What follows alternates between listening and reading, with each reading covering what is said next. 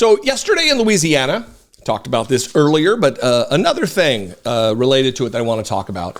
Louisiana Governor Jeff Landry signed this bill, which it mandates that the government post the Ten Commandments in elementary schools, certainly as a measure of indoctrination into the faith that has been chosen by the Louisiana Republican legislature.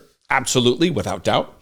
It is a clear violation of the First Amendment of the Constitution, prohibiting an establishment of religion, because this is Christianity. It's a certain version of a certain doctrine of Christianity's version of the Ten Commandments. It's not the Jewish version, with the shouts and the thous and the these and the thines. But there was one Louisiana legislator who was on with Boris Sanchez on CNN yesterday. Her name is Lauren Ventrella. And talk about terrible spokespeople for causes that are related to the Republican culture war. She's clearly has her eyes set on higher office here in DC. And she gives about as salient and pointed and just rock solid argumentation as you would expect from somebody like Lauren Boebert or Marjorie Taylor Greene or Louis Gohmert or some other idiot in the House. She's good at it. Being a moron, I mean. So I want you to pay attention to this conversation. And there's one part I'm really going to drill down on. It is the reporter's asking solid question. Boris Sanchez, who, by the way, I'm becoming more and more of a fan of the more I watch his stuff, the more seeing the follow-up questions and the quality of them, trying to pin her down on actually making an answer that makes some sense, that lines up with her purported, supposed, ostensive belief in the Constitution of the United States, her loyalty to that.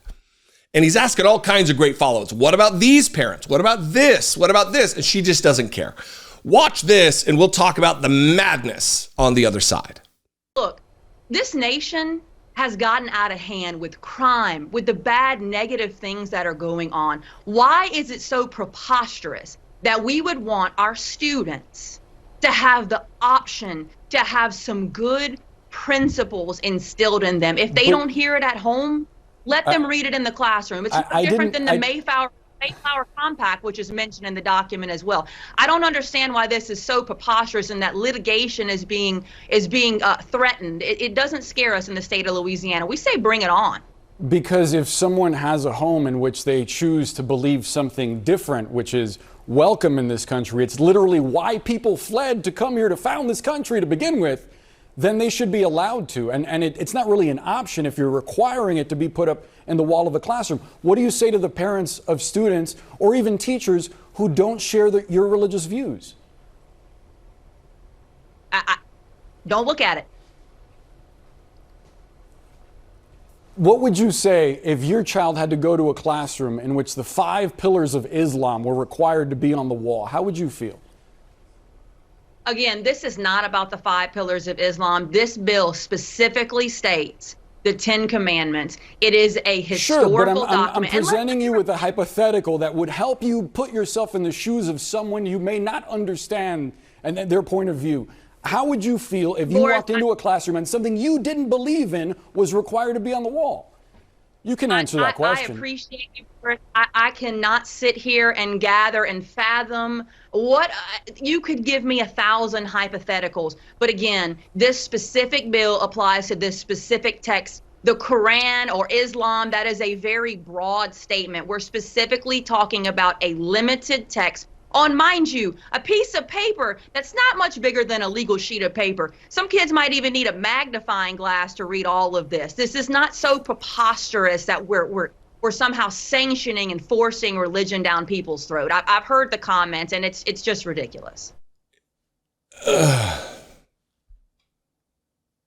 mean, another day, another moment of me being forced to say, stop electing stupid people to high office. Just stop. Louisiana, I mean, this bill is ostensibly to protect the children and to bring up test scores and improve the educational model that is used and utilized in Louisiana, which, by the way, is like between 45th and 50th ranked in education. It's a terrible situation that this is how they want to solve it, is by putting the 10 Commandments in, which I went over what they are, their particular version in a previous video. Check that out. There's 3 things I want to talk about here. Why is it so preposterous that we would want our students to have the option to have some good principles instilled in them? 1, it's not an option if it's required to be there. 2, what do you mean good principles instilled in them? Is it the only way? This is the same argument that right-wing white Christian nationalists use about this document, about the 10 Commandments, about the Bible, that they act as though before the 10 Commandments, which isn't even what it's called in the Jewish Bible, in the 10 Commandments, that before them, nobody knew that it was bad to kill someone. Nobody knew you weren't supposed to steal from your neighbor or lie. No, we just didn't know. We just running around killing everybody, raping everybody because there was no 10 Commandments. And that's just nonsense. Nonsense. It's not an option. And then when he says, what do you say to parents of students or even teachers who don't share your religious views? And as just a nail in the coffin of that argument, she says the most profound thing any politician has ever said: don't look at it. Well, then don't look at it. If you don't like it, kids, don't look at it. How well would the argument work, that particular argument work, if she says, well, I don't want to look at the pride flag. I don't like the pride flag. Well, then don't look at it. How about like he was talking about the 5 pillars of Islam? Well, I don't know about that. I can't speak to that. We're just talking about Christianity right now. Or the many displays from the Church of Satan, which are put in public spaces as a protest, to show the hypocrisy of Republicans. Remember the guy in Iowa who tore it down, who caught a charge for destruction of property because he couldn't stand that another faith, even though it's really a protest thing, he could not stand that another faith had a display where his display was also out. Because this is about Christianity being the dominant force in America. This is about them continuing to act like they're martyrs and oppressed, even though they are the majority religion in the United States. They want their particular flavor of religion, their particular flavor of Christianity, of which there are thousands of different versions, almost an endless supply of interpretations and translations of the Bible. But they want their particular flavor to rule us all. And that includes people's sexuality, women's healthcare choices, up to and including calling for the death penalty for LGBTQ people, which I'm going to do videos about. They're going to air this weekend about that. Joel Webbin. This is not some innocuous thing. This absolutely is an important thing that the people of Louisiana, even those who agree with this particular faith, should not want.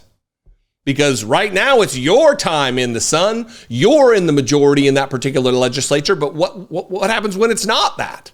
What happens when it's some other faith, some other version of your particular religion?